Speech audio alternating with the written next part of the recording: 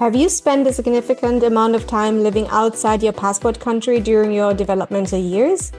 Do you come from an expat, military, diplomat, missionary, or international business family background? If so, then this podcast is for you.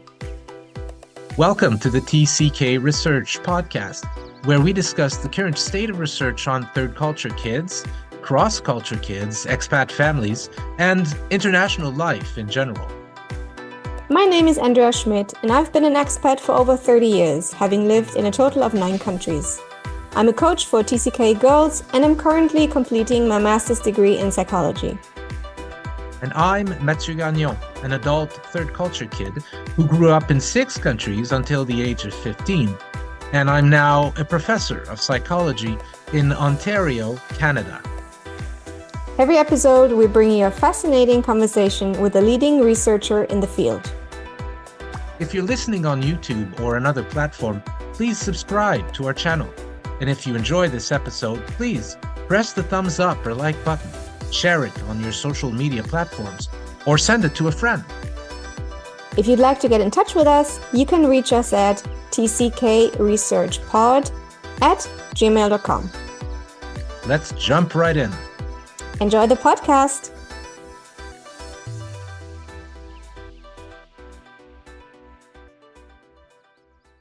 Our guest today is Dr. Lydia Rodríguez-Bernal. Dr. Rodríguez-Bernal holds a PhD in linguistics from the University of Southern Denmark, where her research focuses on third culture kids in international schools and how multilingual upbringing shapes the expression and perception of emotions.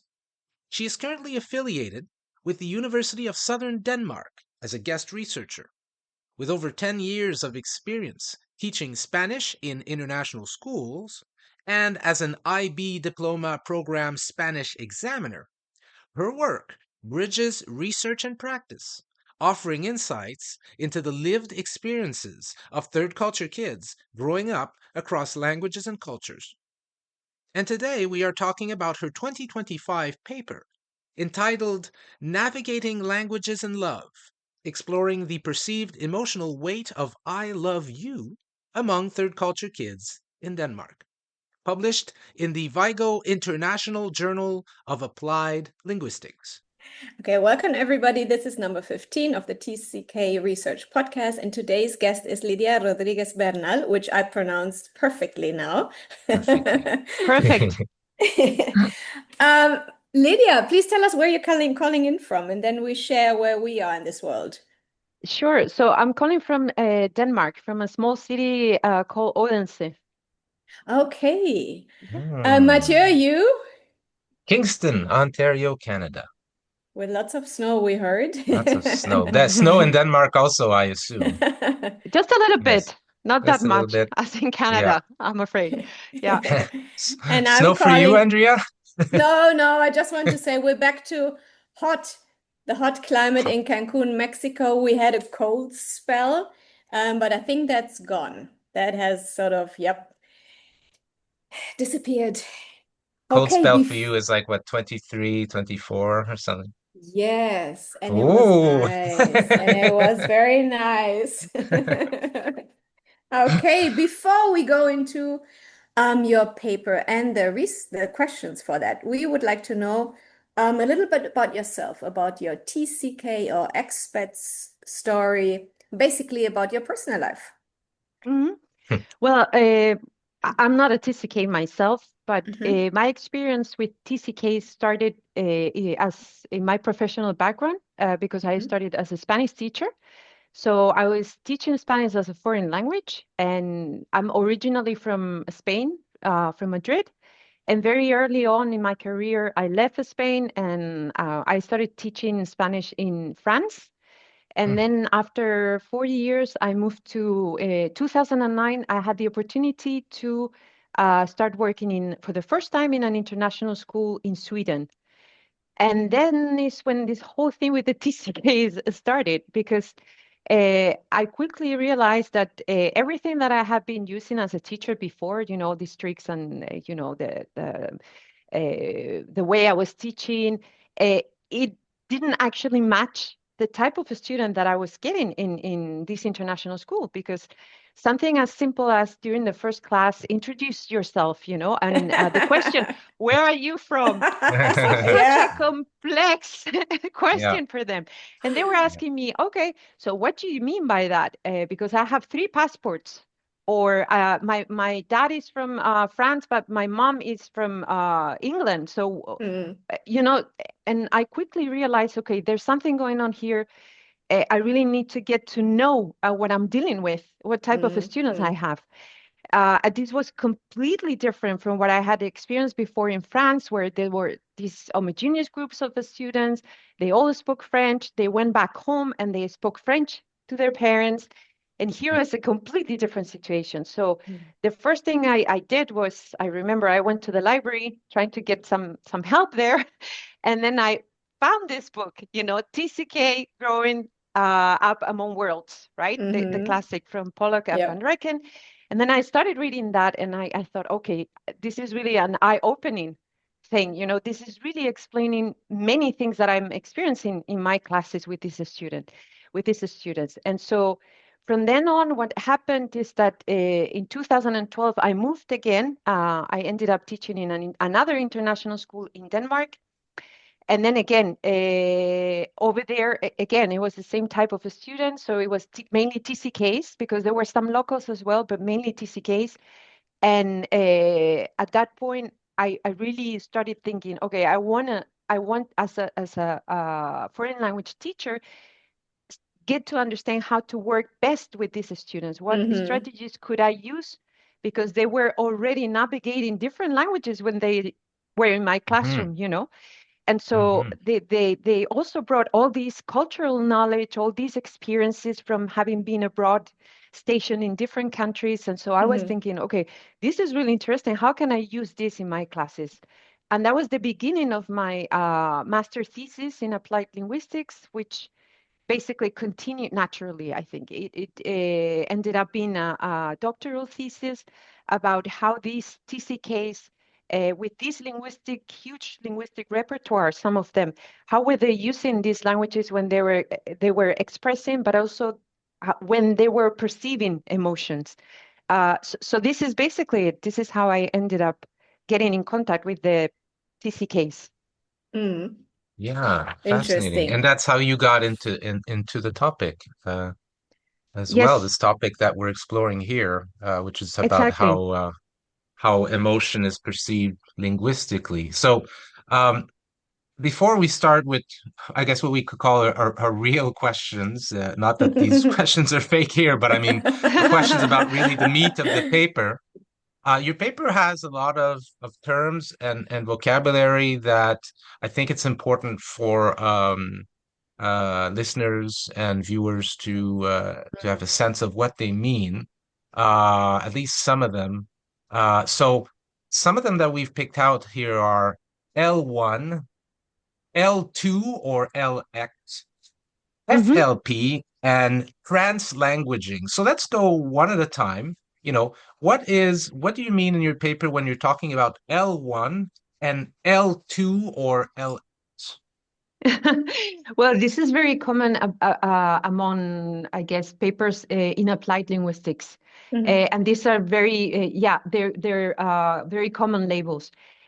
When you're collecting data, where you're collecting information from bi or multilingual speakers, so speakers who can speak more than one language, One or language. so 2 languages or more, Mm. you have to be careful with the way you're collecting the information, because Yeah. some of them, they will follow a sequential acquisition, right? They will learn the languages in a sequence. So a first language, then a second language. So L1 will be the first language. So the language you grew up with, basically your mother tongue, if you want. Yes. Then L2 will be your second language. Yes. And then the label LX, this is something that is being used recently, I would say from 2018. There was this wonderful man, Deval, who came up with this idea of, we need to start neutralizing these labels of native, non-native speaker, because suddenly you're putting the non-native speakers in a different hierarchy, if you want, right? Like it implies that you will never reach the native speaker level. So I use this in my papers and in my doctoral thesis as well, because I think it's fair enough, you know, and especially with profiles like the TCK, which is not, it's not all about proficiency. There's something else going on. And so this LX basically is neutralizing this idea of the native, non-native speakers, so that LX will be every language that you have acquired after the age of 3 at whichever level of competence. I see. Interesting. So it will equal the non-native speaker, basically. Yes. Yeah. Interesting. And then you have FLP, which, if I remember, is family language policy. Is that exactly? Yes. What does that mean have, exactly? Yeah. So you have to think about these TCKs when they go back home. What happens is that I will see people like me who grew up in just with a Spanish, right? I go back home and I speak Spanish to my, I used to speak Spanish to my parents, right? But these kids, they may go back home. They've been spending the whole day being immersed in English language, because they're enrolled in international schools where English is lingua franca, and also is the language that they will use to teach the curriculum. And then they go back home, and then their parents may happen that the father may speak one language, the mother will speak another language, right? And so suddenly they have to make up their minds about, take a conscious decision about the language that is going to be used at home, right? For the benefit of their first language, if that's not English, to preserve that language, but also just or the opposite, or just because they're open and they want to have flexibility and they want to use English or whichever language that is shared in the family. So the family language policy will be a conscious decision made by the parents about the language that is being going to use at home, basically. Fair. Okay, that makes sense. And then our final one here is translanguaging. And I was wondering if that's is that the same thing as code switching, when people kind of go from one language to the other? Is it related? What is translanguaging? Yeah, so I use this in my paper and also in my doctoral thesis. Is like two concepts, but they're related. So with code switching, because this is self-explanatory, basically, you switch codes. So you're switching languages. So this means that this is a behavior, I will say, that it's very common among bilingual and multilingual speakers. So you will start, I don't know, for example, in my case, my husband is Danish, but our language is English, right? So I will start speaking in English to him, but suddenly, you know, I don't know, there's an emotional situation where I really need to vent. I will swap to Spanish, which is my L1, right? So that would be code switching. And then I will go back to English again, right? Switching within again, the same conversation, within the same conversation. So it's a behavior, whereas translanguaging would be more like the theory, the theoretical concept explaining that. So if you think about someone, and let's take me again as an example. So I speak Spanish, that's my first language, then English, then French, and then Danish, right? And you may think, okay, when she's using languages, they are not different compartments. It's one integrated system. That is translanguaging. That's so translanguaging is explaining code switching. It's explaining why code switching happens. You know, because it's I'm what drawing allows from it in different, a sense, right? Exactly. I'm drawing from different languages, you know, because of for certain purposes, or because in some certain situations, you may feel the need to do that, basically. Okay, so I just wrote down. So it's like an integrating language system.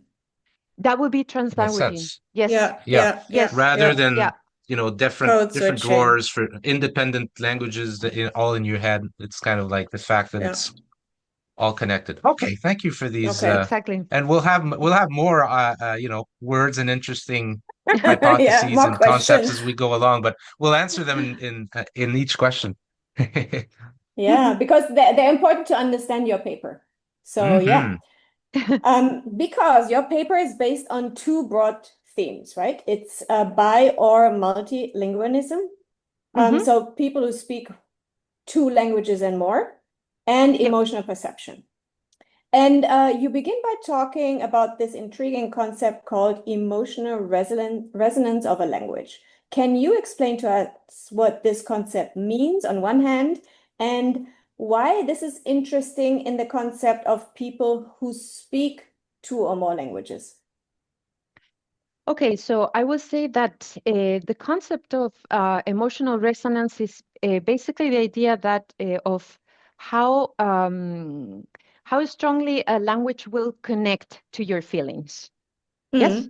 And this is based on the idea that is very attached to the where the language was acquired, in which context. So if you look at research in general, we'll say, oh, it's always the first language is the one with the strongest emotional resonance. And why is this? Well, again, I'm going to take myself as an example. But when I was a kid, first of all, I grew up with a Spanish, right? My parents will compliment me in Spanish. They will tell me off in Spanish. Then I went to school and I met some friends there, right? Again, you could say, well, I got some friendships still used in Spanish. So is the idea that the first language is always attached to experiences, to emotional experiences, to memories as well, right? And normally you will learn this language either in a completely naturalistic way, so outside the school.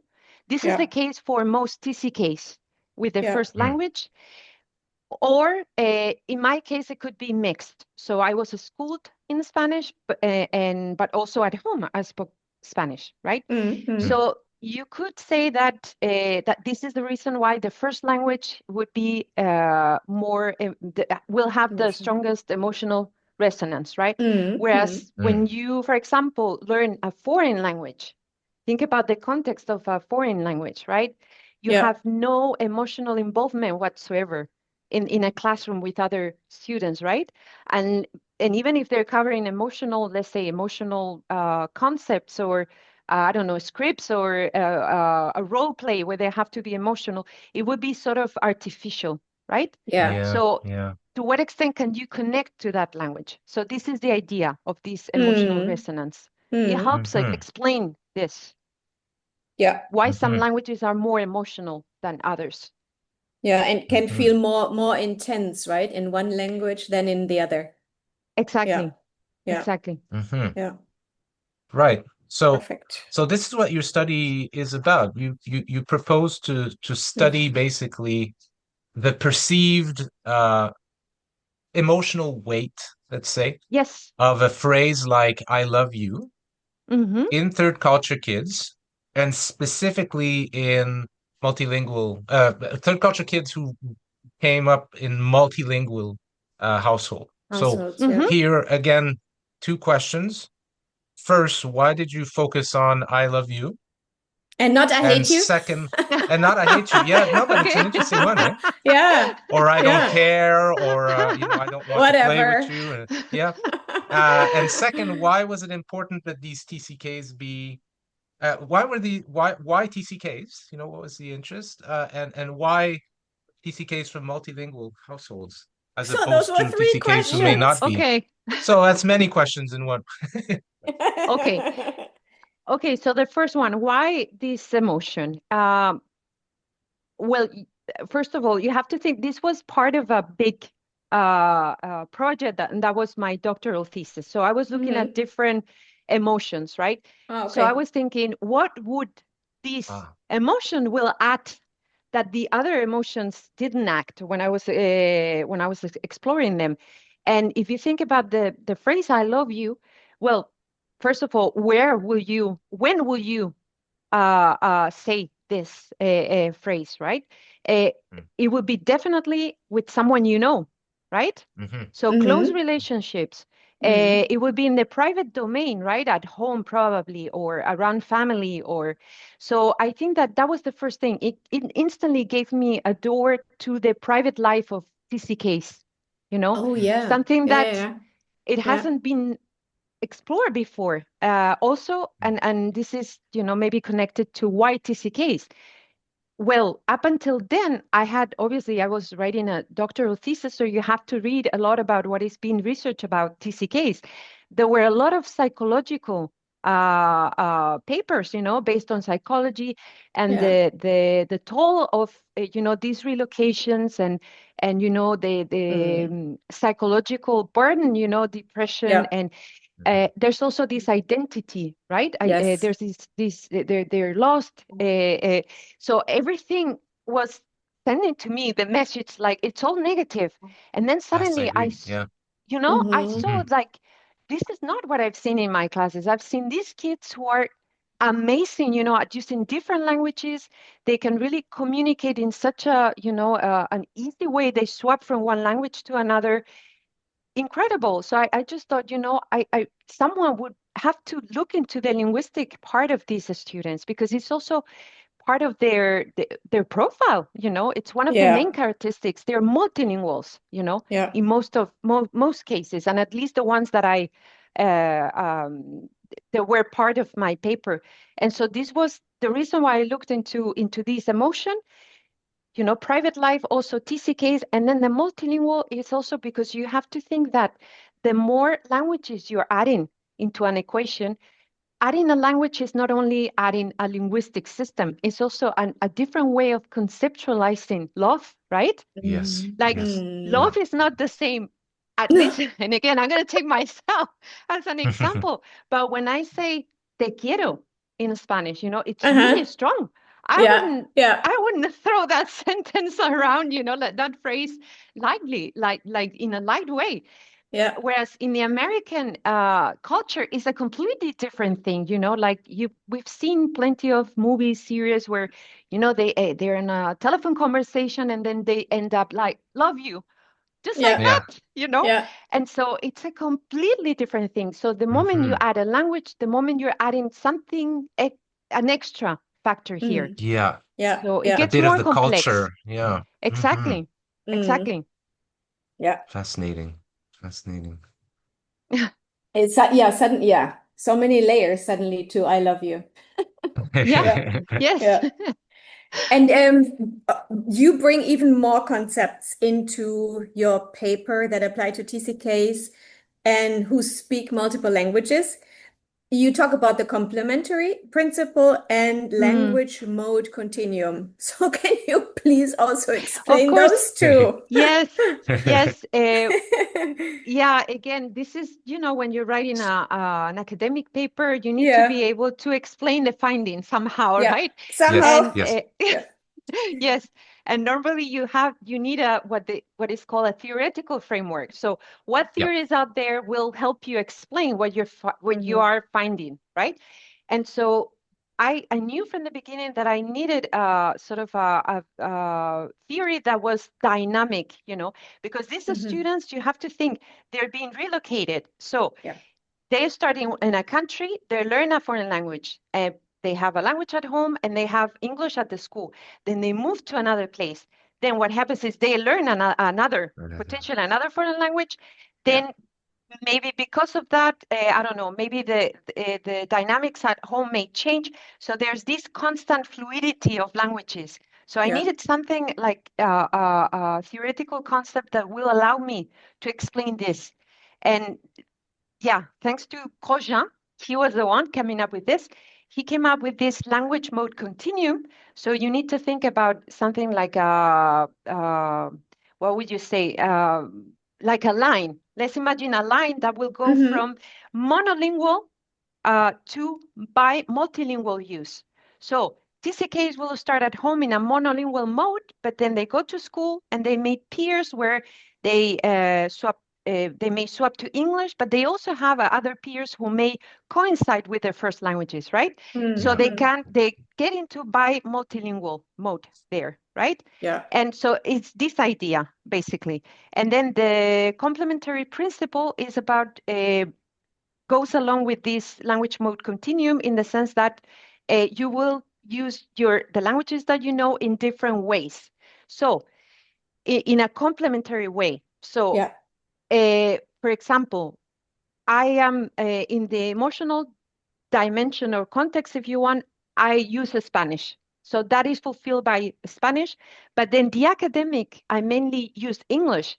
So if I had to use Spanish in the academic domain, I will have a hard time doing that. Yeah. You know, Yeah. so it's a complementary way of looking into languages. And again, it's a fluid way of looking into languages. And this will explain why you have different levels at different skills, you know, so you can be, TCKs can be really good at speaking, you know, their first language, but they're not that good at writing that language, you know. Yeah. It's because it's a heritage language, or because they're using it emotionally, but they're not using that language academically, you know. So it will explain this fluidity of used among across different languages. Hmm. Hmm. Okay. Okay. Interesting. You also speak of um, Pavlenko's theory of language embodiment. I love anything that has to do with embodiment, and when the mind Yeah. is brought back into what the body is. Can you tell us about language embodiment a little bit and how it Yeah, well, relates to this love specifically, maybe? Yeah, well, this is basically was Pavlenko, and she came up with this again is a continuum of that goes from an embodied language into a disembodied language. So you have this Hmm. imaginary line where you will have an embodied language. So this is a language that is close to the body, basically, is connected to the body. So whatever the body feels, that's the language that will explain that. And again, if you look at research, that will be the first language because of what I explained before, the context, and is attached to memories and emotional experiences, whereas a foreign language would be on the other pole of things. It would be a Yeah. disembodied language, simply because you haven't experienced those domains in that emotional context in that language. So it's basically that. Hmm. It's interesting. And it's true that sometimes there'll be words that I'll use in a particular language that are more than just sounds, right? That there's Right. either a tension associated to them or a cringe factor or a factor of I love saying this word or something Yeah, like that. exactly, exactly. And this is why you will code switch. This is exactly why Yes. you will code switch, because you know there's a word in that language that Yeah. really captures what you want to Yeah. say. Yeah. And that's Yeah, why that, you that will do that.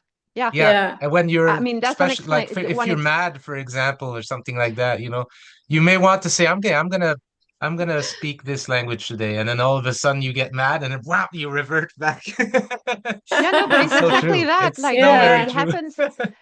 it happens a lot with swearing words, for example. Yes. People, Yes, they, yes, like it's, I need to vent in my language. In English, it wouldn't feel the same, right? Yeah. this is So very True. true. is this is, yeah, this is what this is about. Very Mm. interesting. Hmm. Mm. So at this point, we're just curious. Should we assume that TCKs would resonate more to a phrase like "I love you" in the language that they are most proficient with overall? Or does the social setting in which they use the language matter more than their proficiency with it? Oops. Okay, Oops. this is a complex question. Sorry. No, it's a really good question, but I think the challenge is that you cannot explain, and especially when you're looking at profiles like the TCKs, which is very complex, you have to look at the overall picture. So it's never Hmm. one thing. It's a combination of things, of factors, you know.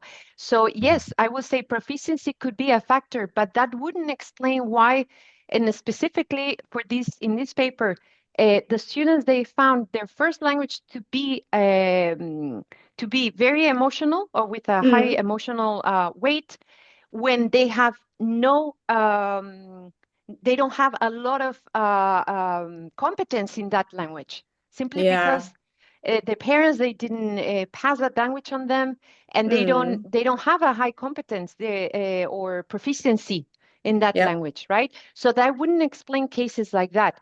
And when you Yeah. look at for example, okay, let's say instead of the proficiency is the social Yep. linguistic factors, Mm. Mm. then that wouldn't explain again why these students, they feel that their first language is also very emotional when they are relocated and they feel that they live far away from their extended family, right? What would that be the case then? Where is this emotional weight coming from?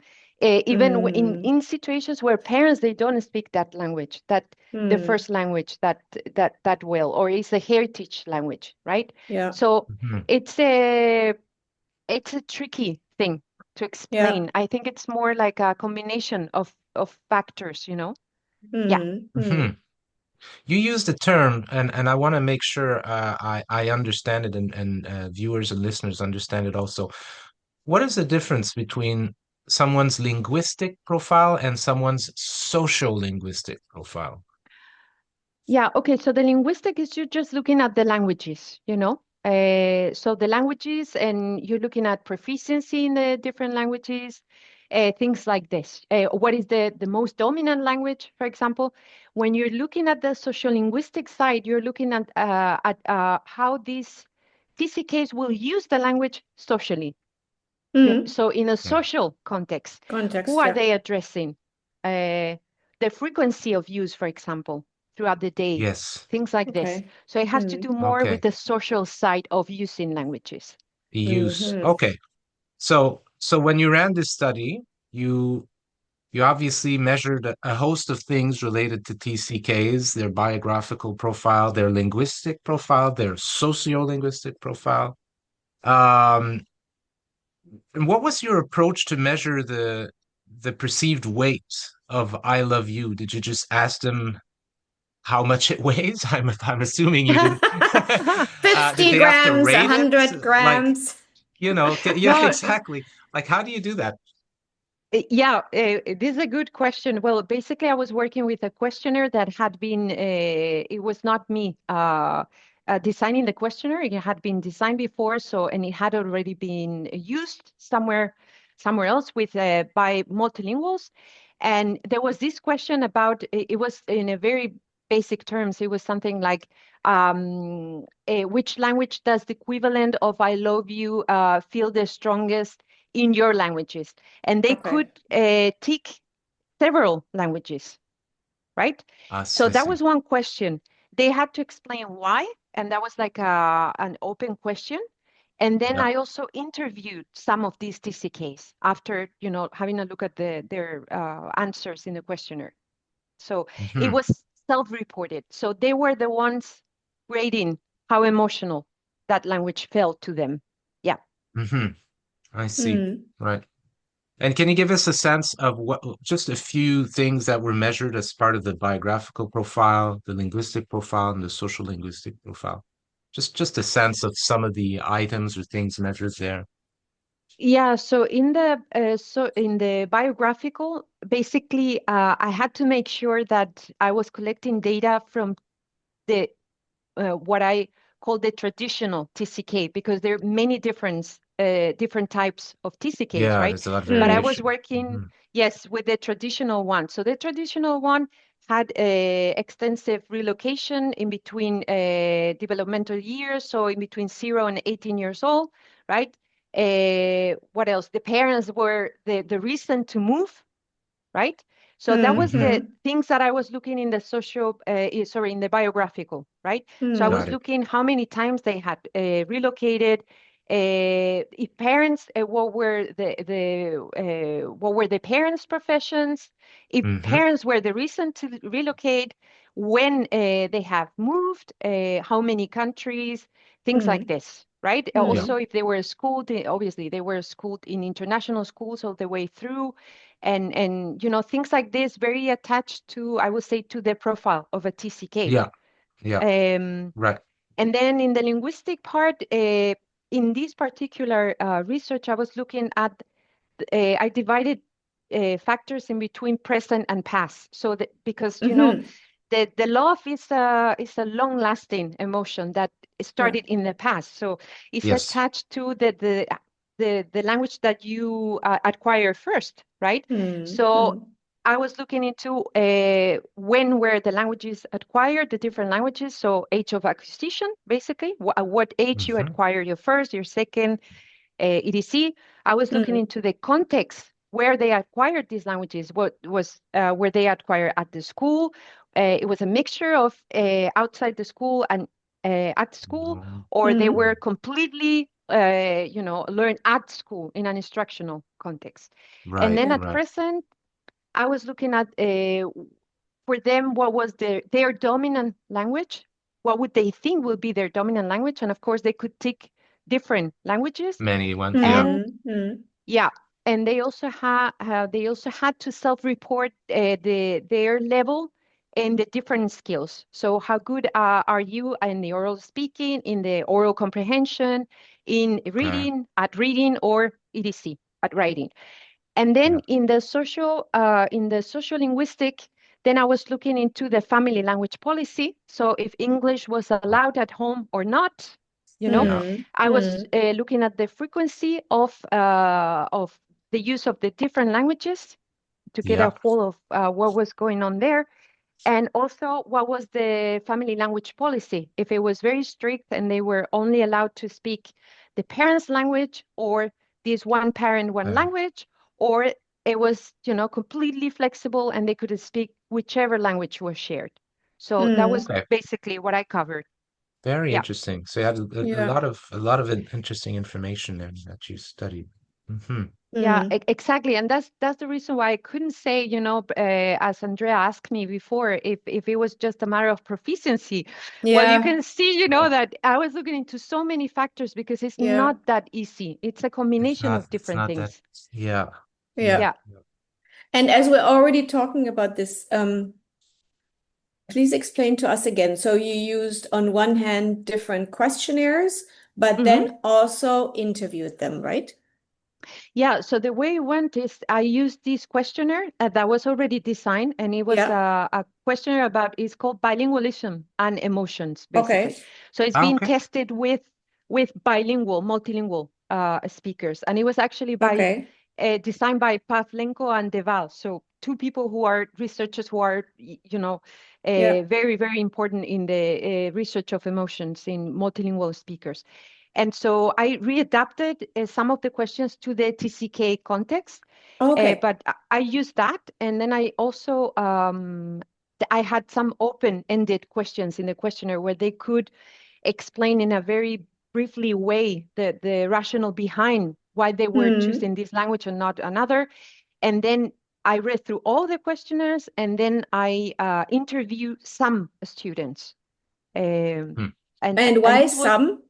Why just some? Well, first because, I think that overall I had 276 students, so you cannot obviously interview everyone, but you want to get a whole of what is going on in this specific sample of students, right? So the way I did this is I chose different students based on their different family language policies. So if they could speak more languages at home, or just English, or a very strict language policy, only the parents' language, and also sometimes based on some of replies to the questionnaire that were really, really interesting. And that basically, if you want, went against what research had said so far about that. Basically that. Cool. Cool. Can I just ask a follow-up question, and then Matthew, you take the next one? Because I think the question regarding your participants would fit well here. Can you tell us a little bit more about your participants? You already mentioned it's over 200. It's over 200, but well, I collected data in 3 different international schools here in Denmark, around Denmark. And I got a hold of something like around almost 500 students. Wow. The problem is when I started applying these exclusion criteria, so they need to be the traditional TCK, it went all the way down to 276 I ended up having. And so it's very important and that I was really collecting the information about this traditional TCK and not any other type of a student. Because in international schools, you have different populations. You have boarding students, you have locals, you have, So that was the first thing. Then once I had double checked that, yes, okay, they're TCKs, then I started looking into, you could see that, for example, these students, they had relocated many, many times. There was an average of three countries, but there were several kids who had relocated something like 7, 8 times with Mm. 5, 6 different schools. Mm-hmm. That was not,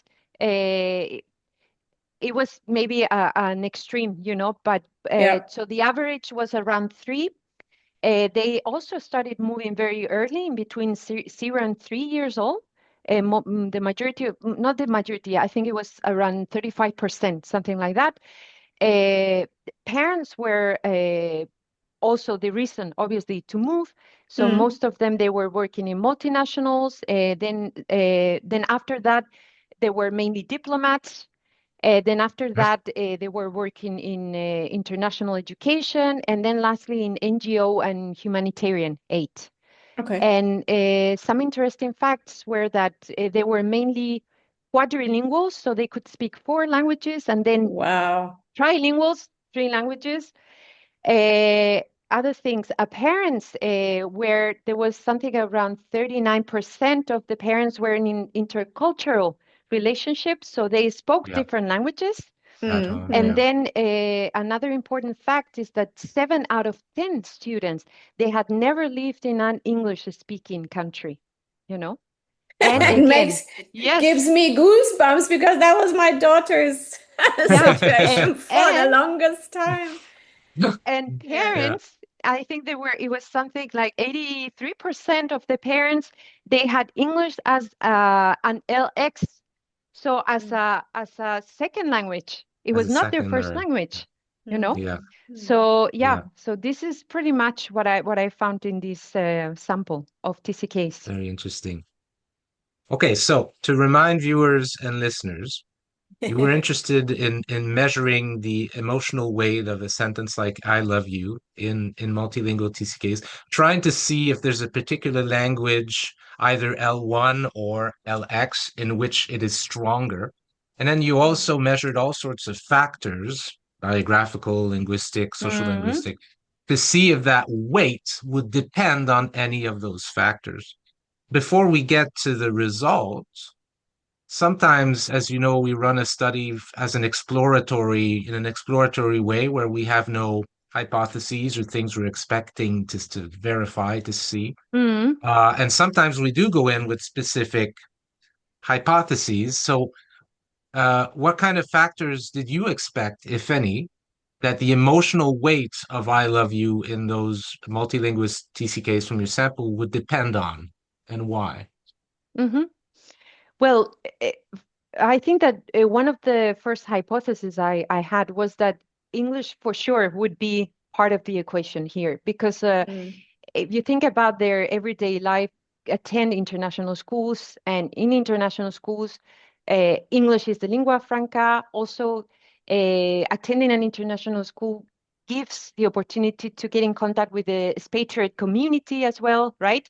Mhm. Where everything works in English. So I knew that somehow English would be part of the equation. And then I thought about, okay, if you think about the 3 different factors, right? I thought that somehow the biographical ones. So the TCK profile will be the one, because this is where everything originates, if you want, right? It's the origin of everything. And it Yeah. starts when they start Yeah. relocating. That changes everything already. Mm, So I knew mm, somehow that there would be something around that. And that's why my hypotheses were based on these 2 things. Yeah. mm, Mhm. mm. Okay, that makes sense. Okay. Yeah. So then we move And on now, to the results. Andrea, why don't you ask yeah, so the now I want to results know question? about the findings. So, what did you find out in your study regarding the emotional weight of I love you among TCKs? And which languages did elicit the strongest emotional response? Drum roll. Yeah. Okay, so this is not a surprise. So English, of course, was in both, but also their first language, Yeah. regardless of the competence, how competent they were in that language. So this is why it's interesting, you know. So regarding the factors, of course, it was biographical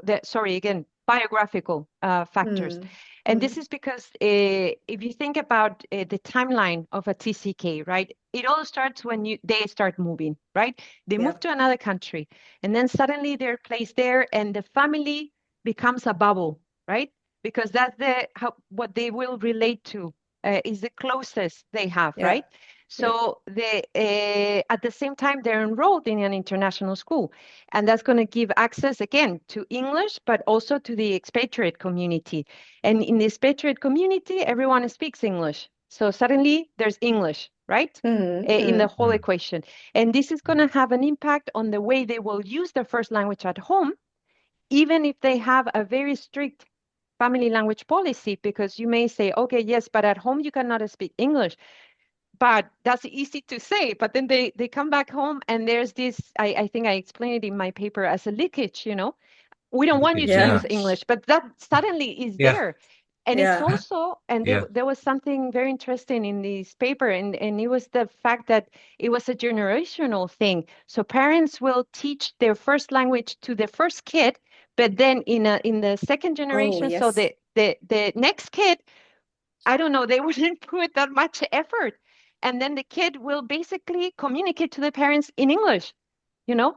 So suddenly English is part of the language at home, right? This was a percentage of that sample. It was not like the whole sample, but this was something I could see, and definitely in interviews, some of the participants, or TCKs, they spoke about this. No, but I need to speak English to my brother because he doesn't speak Danish, for example, you know. And I thought that was so interesting. And so there are these different things, and it's all because of being a TCK and relocating, right? So yeah. So this explains why for a majority, both their L1 and English, which was their LX, had a similar weight attached to it to I love you. Right? So you can you can say that English basically because it's an embodied language, you know. Why is this the case? Why English has this status? Is because, you know, they have experienced emotional context at the school, in its expatriate community. It's clear that they got this input from somewhere, and it cannot be the parents, because in this sample, 83%, they were not, that was not their first language, right? So that's the first thing. And then in terms of the first language, what happened there was something different. There's, on the one hand, some of them, they didn't have a high, proficiency in this language, but they still felt that it was a high emotional language. And this was because it reminded them of their roots, their past, where they belong, you know? So it's a way to connect a language to their identity of who they are as well. So it's this mixture, I think, a very balanced way of maybe combining two languages in a very in a complementary way. So they're not one against the other, but it's in a complementary way that they work in the TCK profile. Yeah, this is very interesting. I'm just thinking about even my own kids who are not TCKs, but so we're a French Canadian family, and they go to school, to a French speaking school, but we live in Ontario, which is an Anglophone province. And so my daughter will speak to us a lot in English because her friends speak to her in English. There you go. But in school, they all speak French. But the emotional friendship bit is being done outside of the school, or maybe during recess, or while the teachers are not listening, because I think they have to speak French. So this idea of leakage, must be very hard for parents to control leakage. I guess you can't, right? There's nothing you can do. Well, I don't have kids myself. Maybe you can. You're more. You have more experience here. But I think it can, I think, and this is something also, this was one of the main takeaways or of my paper, that parents, they need to understand the TCK profile, that it doesn't work like Yes. that. Like suddenly you block English and you're not going to speak in English because it's part of who they are, so yeah, I don't know if maybe you had more experiences about this, but in my experience, No, but it parents, they just, Mm. yeah. Yeah, It I can really share. reinforces that social linguistic bit and the fact that, Yeah. wherever you're a body with other bodies having fun and having emotions, whatever language you're using at that time Yeah, will kind of exactly. get encoded and so on. Yeah, it's so Yeah. fascinating. Go ahead, Andrea. I cut you off. No, I Sorry. just want to share. I think in our family it evolved. Leakage was, I think, came later in my daughter's life because our family, our FLP was in the beginning, she would speak to me in German. Well, we spoke in German. With my husband, it was Spanish. As soon as she entered kindergarten, suddenly English got in. With the moves, like you said, things shifted. English was always there. There was another language added sometimes by an outside helper in the school. And I think later in life, once German and Spanish was set, more English leaked in. Now she's 25. Her English is her strongest language. And we sometimes even, depending on the situation, I think English wouldn't be considered at leakage anymore. Sometimes it's even normal. So it's like Exactly. it evolved throughout our TCK Exactly. life. Yeah. Mhm. Yeah. And I mean emotional weight. You can just imagine the emotional weight in German compared to Spanish. Spanish is much stronger and has many more emotions in I love you than the and we're living in Mexico. So my friends say, Te Okay. quiero Of course. mucho. Nos Yeah, vemos. yeah. So Okay. yeah, it's yeah. Yeah, So yeah. I have a weird question, Here we but go. please follow me. This is We Mathieu's try. weird question of podcast episode 15, was it? Yeah, Um, yeah, it sounds grim, but I promise it isn't. Imagine yeah. you're Okay. very old on your deathbed, and the last thing Yeah. you're going to hear is someone from your family saying, "Goodbye, I love you." What language do you want to hear that in? Andrea, you speak how many languages, and what language do you want to hear it in? It would depend. 7 is the answer. Oh, But then it would still depend on who says that to me. If it was my husband, I would love to have it to be in Spanish. yeah, If it was my daughter, I would basically not care as long as she says it. right. And I'm sure that if I were to die in Mexico, even the Mexican nurses would say te Yeah. quiero mucho. So But in it's Ger interesting to me in that you didn't go German right away because I was, no, raised no. in German. Yeah. It's Yeah, interesting. and what about for you, Lydia? Yeah, I think that's a very interesting question. It's not odd or anything. I really like the Yeah. question. Yeah. I think I will, uh, yeah, who will be there when I die? I'm just It thinking matters, right? where I will be. Yeah, I guess it will be, yeah, a combination of English probably and Hmm. Spanish. But I would say that definitely Spanish will be the strongest for me. Yeah, for sure. Yeah. Mm. I think Does so. your Yeah. husband speak Spanish? Yeah, he sort of, yeah, he can get around Okay. with the Spanish, but yeah, he's better at English for sure. Mm-hmm. But yeah, I will say Spanish. Yes. Yeah. Spanish. And I pop the Yeah. question over to you, Mathieu. Let's hear your take on this. In Latin or ancient Greek? No, I'm kidding. I know. I think it would be in French. Professeur Gagnon. I think it would be in French, even though my wife and I code switch a lot from English to French because she's Mhm. from a partly Anglophone family, so we code switch a lot.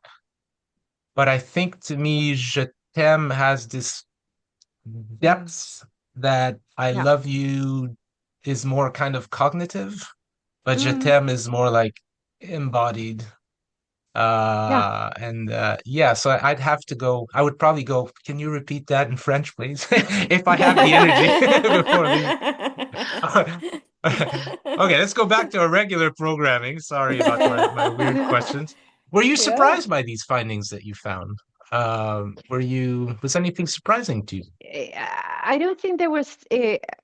I think I was suspecting a combination of two languages, but I think there was something interesting about these findings, and it was particularly with the those students who had Danish as their first language, Mm, because there was a majority of those students in this study, and what I could see is that they will choose English. So they will sort of diverge from what the research will say, which is it's your first language. Well, they will choose English instead of Danish. And that to me was a really interesting finding, because yeah, uh, this can only be explained through they've been through a really intense socialization in English via Yeah. the international school, the expatriate community. And you could also say that maybe here in Denmark as well, because even though Danish is the national language, uh, English has a second language, unofficial status. So right. basically, you can get Mm. around in Denmark Yeah. with English, And if you turn on the TV, everything is in the VO, in the original version. Yeah, So they've been exposed as well to this phrase, "I love you," Mm. via the Mm. TV, via the media in general. So this is the way I explain this. But to me, and because of the particular type of a student relocating so many times, it was not just Denmark. It was a combination of Denmark with also being relocated and being immersed in this expatriate and being enrolled in international schools over time. yeah, yeah. Mm. I Mm. have another question, Andrea, before you ask Oh yours. my gosh. So say you're in a hot air balloon. No, I'm just kidding. Uh, do you think that language families matter? So, like German and English have some similarities, but if you were to take somebody who's an Arabic speaker who's relating to and who has to interact in the international school in English, there's obviously a linguistic conceptual space there that's much Mm. wider between Mm. Arabic and English than, say, German and English. Do you think that would matter at all, or do you think it wouldn't? But again, you're looking at the typology of the language, right? What type of Yeah. Right. language it is. Is it close to, or right? Yeah. So it's not just that. There's so many things, because I remember I interviewed an Arabic girl, and it was fascinating because she said, the language that I will say is the most emotional for me is Arabic, and it's also because of in the written form, the different ways they placed, I don't know, what would you call that, but the different sort of accents that they have. Yes. Each of them, Intonations. yes, they marked a different emotion, if you want. She said, I Oh, Mm. that's really so feel cool. emotional That's so cool. when I'm, Yeah. right? It's exactly the same, reaction I had, like, I didn't know this, because I Yeah. didn't speak Arabic myself, but it was so fascinating to listen to that. So you can have Arabic and you can have English and then something completely different, and still it's the most emotional for them, even if it's really far away from English, Arabic, Yeah. right? Yeah. Mm. Yeah. Mm. So that may Yeah. explain, maybe. I haven't looked into it, but I think there's always more to it, with emotions. It's a Hmm. Yeah. really complex topic. Indeed. Big, Yeah. you have the culture in the back, so yeah. Yeah. You can't separate the language from the No, culture. the That's the Exactly. culture, thing. Exactly. exactly. So yeah. Yeah. Okay. Can I ask my last question now? Please do. I might have more after, but please do. It would be if you did, or I don't know if you plan on doing any further studies on this, what would you investigate this time? Yeah, so I think because I've been looking into, this linguistic knowledge they have, but in their real life out there, how they're using their languages emotionally, I think as a previous foreign language teacher, it would be very interesting to see how these students behaved in the context of a classroom when they're learning a foreign language, right? Still within emotions, I would say, and there are three emotions right now that everyone is looking into, and it's the foreign language classroom anxiety, then there's boredom, and foreign language enjoyment. So those three together. And it would be interesting to compare, for example, TCKs in a classroom together with locals, right? Because they have this huge linguistic background. To what extent do they score as high in anxiety as a student with just who is used to one or two languages potentially, right? So the more languages you have, the less anxiety, or also because, of their background and their experiences when relocating, speaking to different people. I think my guess is that they're less, they will score less in foreign language classroom anxiety. And this is basically something you measure when you speak out loud in a group, in the classroom. So it has if to I be say something, performed. exactly, if I ask a question to a student, like, for example, talk about your weekend, and suddenly he has to explain his or her weekend in Spanish, right? Right. That will definitely cause some anxiety, right? For let's say a normal person, right? You could potentially think, oh, this is cause anxiety. Would be the same for a TCK compared to a local student. Might not be the case, Interesting. And also other things like enjoyment, which is, attached very much to the type of class, and the teacher. Do they expect the same type of teaching as the local students, the same type of teacher, foreign language teacher, So I think it's something to explore. And also And the third one was potentially, boredom, right? yeah, Same. boredom as well. Yes, like what do they understand by, boredom in a classroom? Do they get bored with the different, with the same factors as locals, for example, or other type of students, in a foreign language class? Because they know a lot. It's the way it is, And the boredom really like conceptually connects with this ideas of TCKs being restless and this restlessness of like, okay, can we move on? Yes, exactly. So yes, exactly. So it would be very interesting to see if how what happens here with these students in terms of these emotions. I'm also wondering with the study you ran, if you reran it with a different how much of the results are really specifically related to the sentence "I love you"? If it was rerun with some I hate other, you. like "I'm proud of you," well, or either "I hate you," but let's say for ethical reasons, let's stick with positive emotions, like "I'm Good proud of idea. you," "I'm proud of you," or well I don't know, done. something "well done," I or something think else, that, okay, that's a very interesting question, but I would say where would you, well, could be parents saying that, right? In the context that you I get home, suppose, could be parents, could be at the school, but I think, definitely, I think for TCKs would be English again.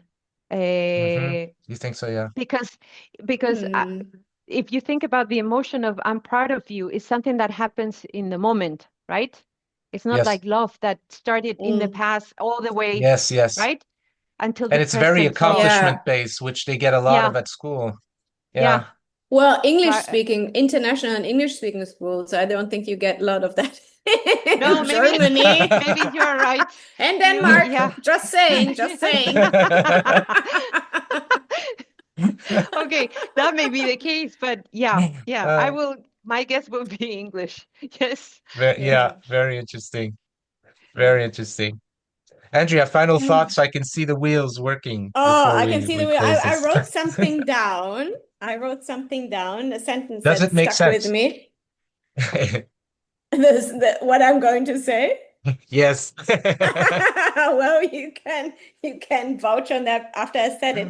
My favorite quote from your study is, "The essence of TCKs is a harmonious blend of linguistic worlds coexisting within them." I thought that was beautifully said. Mm. Yeah, and Mhm. I really I agree with that, and I think so. You know, I wrote it, and I was perfectly conscious of what I was writing, but I think it's my background as a teacher that gave me that insight into Yeah. them. Mhm. You know, because I've been working as a Spanish teacher in international schools for 13 years, so I had a Mhm. lot of experience with these students, and you could see. You know, it's wonderful to see. It's an experience that, I mean, you're parents, so you know how it Mm. feels. For me, my students were sort of my kids at some point, Mhm. Yeah, of but course. yeah, but it was incredible to see how Mhm. this combination of two languages and also how they were so good at you know, working in different languages, but uh, just to give you an example, in my Spanish class, sometimes they, I don't know, they ended up working in different groups with different languages. So all the French together, all the Asians together, you know, and suddenly the French were working in French, Chinese sorry, the Chinese students in Chinese, and then suddenly the Chinese will swap to English to talk to the French, you know, but instantly, you know, and then Uh-huh. someone else will enter and Yeah, suddenly there's yeah. all these languages going around, and I thought it's amazing, Yeah. It's and I pretty really incredible. hope that, yeah, my doctoral thesis had at least contributed into the a more positive side of the TCKs, not so focused on you know, the psychological toll of all these relocations and the negative side of that, which Yes. is Mm. part of Yes. them. I don't deny that, but I Yeah. think there's more to it I than I just Yeah. agree. that. I Yeah. agree. And Andrea, your comment made me think, like if I think about my experience as growing up as a TCK, Mm. I grew up in mostly French-speaking countries, Yes, I but realized that when you listed them before. yeah, Yeah, yeah, but yeah. there's a love that I have, a deep love that I have for accents. Mm, And Mm. sometimes I will code switch, but not the code won't be another language, it'll be But another an accent. accent. hmm And Yeah. sometimes Yeah. some people who grew up in Canada will think that I'm mocking the people of the people who speak with that accent. And it's hard for Mm-hmm. me to have to explain, no, this is me connecting. This is out of love. And Yeah. I'm almost wondering, like, it would be also interesting. So there's the emotional weight of I love you or I'm proud of you. But then there's also the emotional weight of which accent it is said. British hmm English, American English, Yeah. English Yeah. with a French accent, you know, Yeah. Yep, Yeah. that's interesting as well. it Mm. Hmm. is. It is. I know there are studies about that actually. When you're not, when you, for example, acquire English as later in life and you have an accent, would they, and you're teaching, for example, in English, right? Would the Yes. students, uh, you know, I mean, obviously they understand what you're saying, but there's a sense there. There's Yes. something different. So, and there are Yes. Mm. studies about this. Yes. Yep. Yes. Because accents can Mm. be very charming. They can be Yes. actually what makes you fall in love with a person might be their accent in a Yeah. sense, Yeah. you know? Yeah. Yeah. So True. this is all fascinating, Lydia. Thank you so much for coming on the podcast. Yeah. It You're was so welcome. a wonderful study that you ran, and I think you did a wonderful job explaining this to Yes, us. We were a definitely. bit worried at the beginning that Andrea and I were up to the challenge of understanding all this, but the way you've explained Yeah. it is you Yeah. can tell that you're a teacher in your heart Ah, because you did a wonderful job Yes. thank you. doing it. Thank You you so came up much. with wonderful examples for every expression, every word. We made you Yeah. explain for us and for the audience. Thank you so much. It was my pleasure. So so thank you again, and thank you to our audience. We'll see you in the next episode. Bye, everybody. Thank you for listening to this episode of the TCK Research Podcast. We hope you enjoyed the conversation as much as we did. Please subscribe, like, and share our podcast, and leave us a review. It really helps others find us. If you have any questions or comments, please write to us at tckresearchpod@gmail.com. We'd love to hear from you, and we promise we'll answer all emails. We wish you a good day wherever you are, and we hope you'll join us again for the next episode.